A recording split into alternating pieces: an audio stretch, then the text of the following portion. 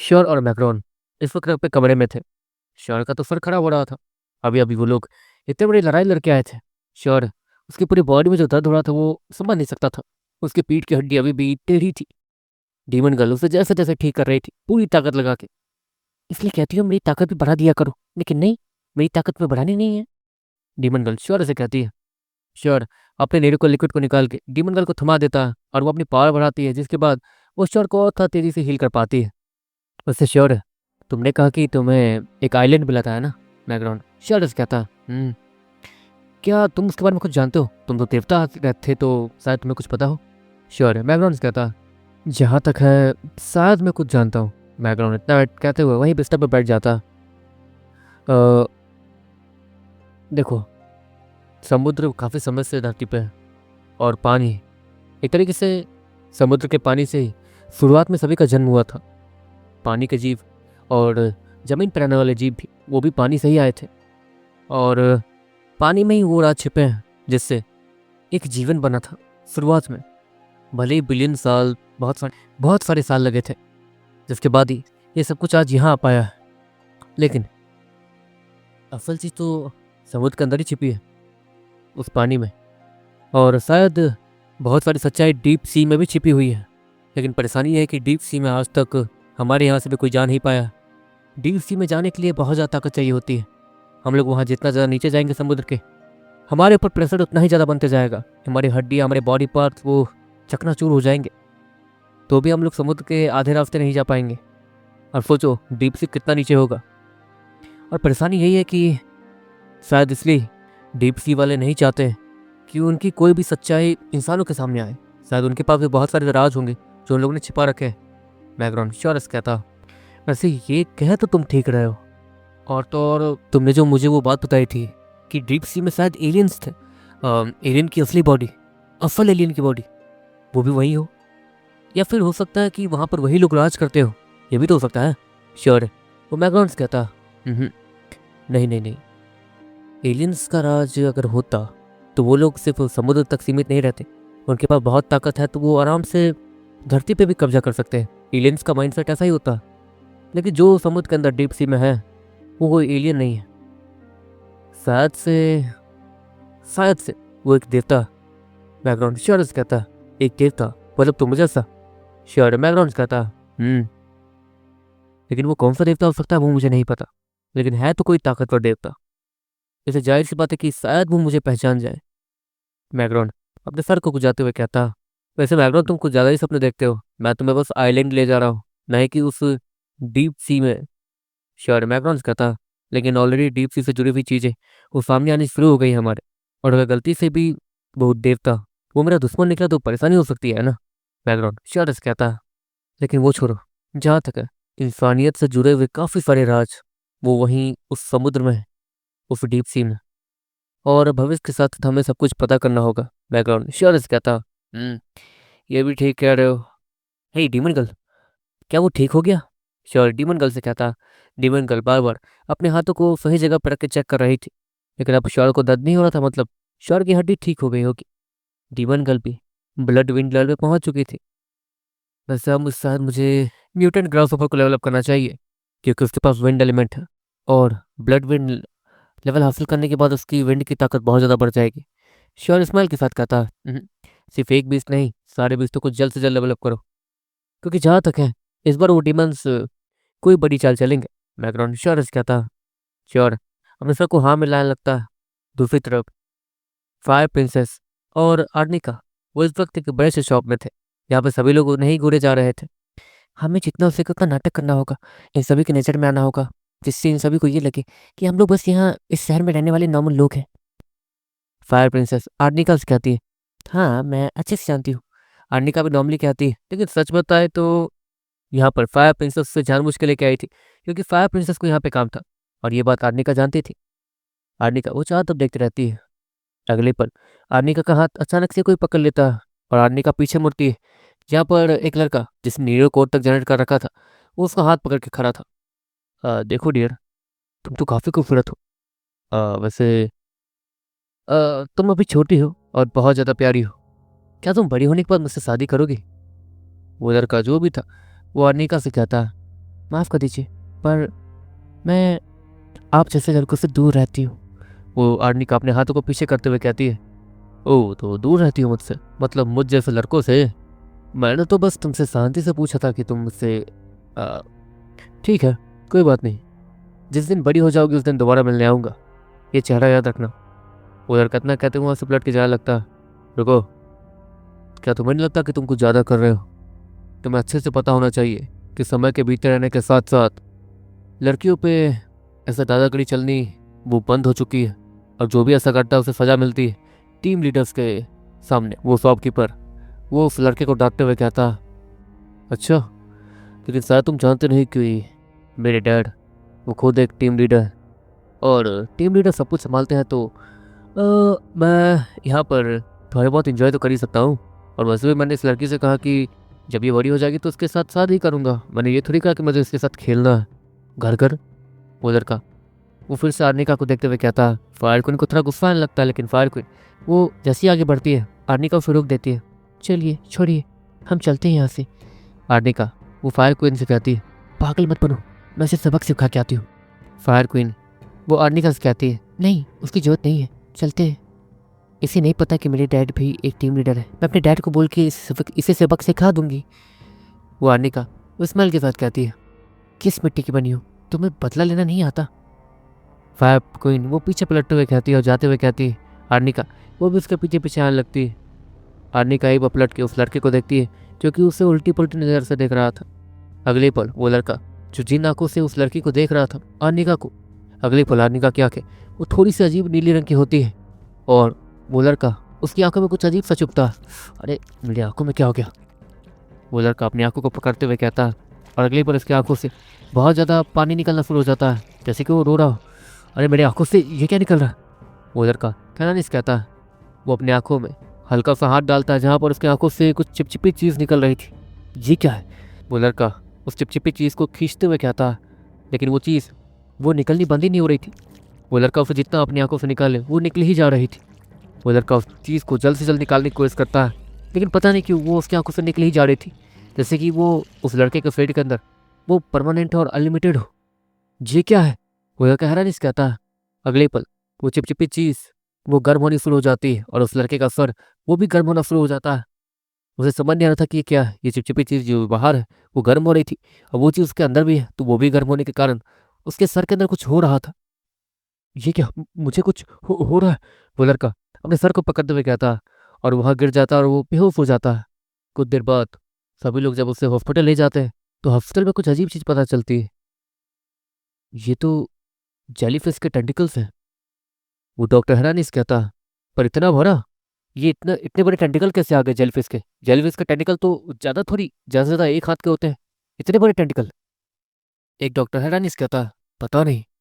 ऊपर से अजीब बात यह है कि इसका सर वो जेलीफिश के बॉडी के जैसा हो गया, एकदम ट्रांसपेरेंट और अजीब। ये कैसे हुआ? लेकिन जो भी हुआ, ये मौत बहुत दर्दनाक थी। इस जेलीफिश ने उस लड़के के सर को खाया, अपने टेंटिकल को, जो कि जहरीला होता है, इसकी आंखों से बाहर निकाला, और भी बहुत कुछ। और तो और इसके बहुत सारे टेंटिकल्स तो इस लड़के के बॉडी के अंदर थे। ओह, पता नहीं ये कैसे हुआ, लेकिन ये बीमारी तो बहुत ज़्यादा बड़ी लगती है और डरावनी भी। हमें इसके बारे में आगे वाली सिटी में खबर कर देनी चाहिए ताकि इस पर कोई भी रिसर्च कर पाए।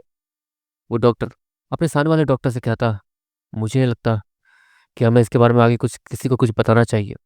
मैंने सुना था कि ये लड़का रिसेंटली समुद्र में गया था शिकार करने के लिए, वहीं पे इसके साथ कुछ हुआ होगा, छोड़ो इसे। वो दूसरा डॉक्टर उस डॉक्टर को छोड़ने के लिए कहता है, ठीक है तुमने ठीक कहा, ऐसे अजीब लोगों का मरना ही ठीक है। वैसे ही बहुत दादागिरी झाड़ रहा था, मेरी बेटी की उम्र की लड़कियों को छेड़ रहा था, अच्छा हुआ इसके साथ। और डॉक्टर अपने कपड़ों को उतारते हुए कहता और सिविल ड्रेस में वहाँ से निकलते हुए कहता। इसके वहाँ से जाते ही वो दूसरा डॉक्टर अपने मास्क को निकालता है, जो कि असल में गार्डियन था, ओशन गार्डियन। अरे यार राजकुमारी, आप ये क्या कर रही हैं? हाँ, तुम्हें फंसाने का अच्छे अच्छे तरीके निकाल रही हैं आप उल्टा। वो गार्डियन वो मन ही मन सोचता है, जहाँ तक है राजकुमारी इस लड़की के साथ है, लेकिन ये लड़की कौन है, इसके बारे में तो हमें कुछ पता ही नहीं। वो वाटर गार्डियन वो मन ही मन सोचता है, क्योंकि वो कैमरे में सब कुछ चेक कर रहा था कि आखिर वहाँ पर उस लड़के के साथ हुआ क्या था। उस लड़के से उसके लड़के के साथ जो भी हुआ था उससे पहले राजकुमारी उसके सामने थी और उसने उस राजकुमारी का हाथ भी पकड़ा था, जिसे देख के खुद गार्डियन तक को गुस्सा आ गया था और उसने अपने हाथों से उस लड़के का सर फोड़ दिया था, जो कि जली जैसी चीज़ में बदला हुआ था। वो जली जैसी चीज़ हल्के हल्के हिल रही थी। हाँ हाँ जानता हूँ, सुन रहे हो मुझे, लेकिन अफसोस मैं तुम्हें बचा नहीं सकता। वो गार्डियन उस जली जैसी चीज़ को उठाते हुए कहता है, जिसके अंदर उस लड़के का दिमाग था। क्या किस्मत हो गई है तुम्हारी, अब जिंदगी भर इस बॉडी के साथ समुद्र में सड़ना। कोई बात नहीं, समुद्र ले चलूंगा, वहाँ पर तो जी ही पाओगे। और तो और वहाँ पर जेली फिशेस भी होती है। वहाँ पे सुंदर खराब कुछ नहीं होता है, वहाँ पर जेली फिशेस ट्रांसपेरेंट होती है। बस इतना कहने के बाद वो ओशन गार्डियन वो उस जेली फिश को देख के हंसने लगता। जेनॉक्स क्या कर रहे हो? वो दूसरा गार्डियन जेनॉक्स को देखते हुए कहता, इस वाले गार्डियन का नाम जेनॉक्स था। देखो गाइस, इन लोगों का नाम बहुत ज़्यादा सीक्रेट रखा गया है, तो ये लोग एक दूसरे का नाम लेते ही नहीं है। जैसे स्टोरी में चल रहा है वैसे ही बताया जा रहा है, ठीक है। जेनॉक्स क्या कर रहे हो तुम? वो दूसरा गार्डियन जेनॉक्स को देखते हुए कहता, मेरा नाम मत लो। जेनॉक्स उस गार्डियन से कहता, अरे ठीक है बाबा, क्या करूं मैं बताओ। राजकुमारी दिखी लेकिन ढूंढ नहीं पा रहे बाबू ने। वो पक्का अपने पीछे के सारे निशान मिटा रही है। वो गार्डियन वो जेनॉक्स से कहता, जहाँ तक है शायद राजकुमारी को पता है कि वो छोटी फिश कहाँ पर है और उन्हें वो मिल चुकी है, लेकिन उन्हें वो उस फिश को लेके अगर निकल जाए तो और अच्छा होगा, लेकिन वो उस फिश को ले भी नहीं रही है, ना ही हमें बता रही है कि वो कहाँ है। समझ नहीं आ रहा है। ये काम करते हैं, उस लड़के से मिलने चलते हैं। जेनॉक्स अपने टेबल से उतरते हुए कहता, कौन? वो शौरभ नाम का लड़का? ठीक है, बाकी वो दो गार्डियंस भी अभी भी इस शहर में ही है और उनकी नज़र भी इस शहर के ऊपर है, तो शायद हमें वो भी मिल सकते हैं, तो हमें ध्यान रखना होगा। वो गार्डियन वो जेनॉक्स से कहता, वो दोनों पता नहीं यहाँ कब तक रहेंगे, चलो चलते हैं। जेनॉक्स इतना कहते हुए वो और वो गार्डियन उस खिड़की से बाहर जंप करते हैं और गायब हो जाते हैं। दूसरी तरफ श्योर और मैगनो अपने कमरे में थे। श्योर तो सोया पड़ा था। श्योर है उसकी नींद खुलती है जब उसके दरवाजे को कोई खटखटाता। 7 बज गए।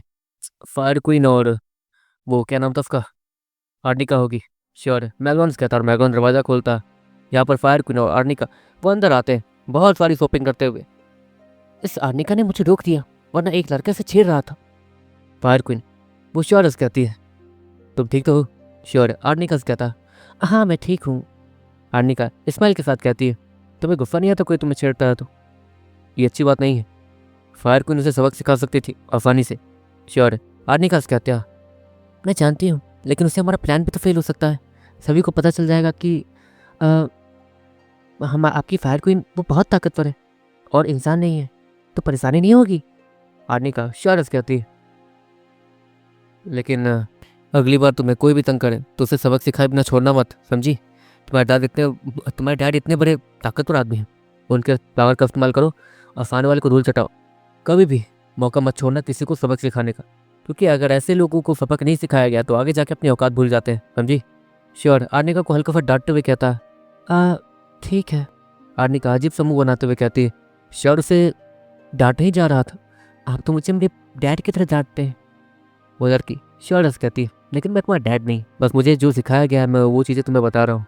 तो ठीक है, अब तुम बताओ कि तुम्हें क्या क्या पता है? श्योर आर्निका कहता, हाँ मेरी डैड, उनके पास सुपर कंप्यूटर है जो कि आपका सारे 20 नंबर ऑर्गेनाइजेशन में हर एक कैमरा से जुड़ा हुआ है, तो मैं उस लैब के फुटेज को भी देख सकती हूँ जो कि मैं देखा करती थी। वहाँ पे बहुत सारी अच्छी और अजीब चीज़ें हैं। वो आर्निका श्योरस कहती है, जैसे? श्योर तेरी आंखों से कहता है, जैसे कि उसमें उसका कोई इंटरेस्ट ना हो लेकिन वो फिर भी पूछ रहा हो। वहाँ कुछ अजीब सा है, चमचमाती हुई रोशनियाँ, काले रंग के धब्बे, मुझे नहीं पता ज़्यादा कुछ, लेकिन मैंने देखा है। अच्छा, रोशनियों से क्या मतलब है तुम्हारा? श्योर है वो आर्निका से कहता है, ओह रोशनी, शायद वो कोई स्किल है, देवता वाली स्किल। यहाँ पे लोग उसे देवता वाली स्किल कहते हैं। आर्निका श्योरस कहती है, हाँ तो वो कैसी रखी हुई है वहाँ पे, मतलब कैसी रखी है वो बता सकती हो?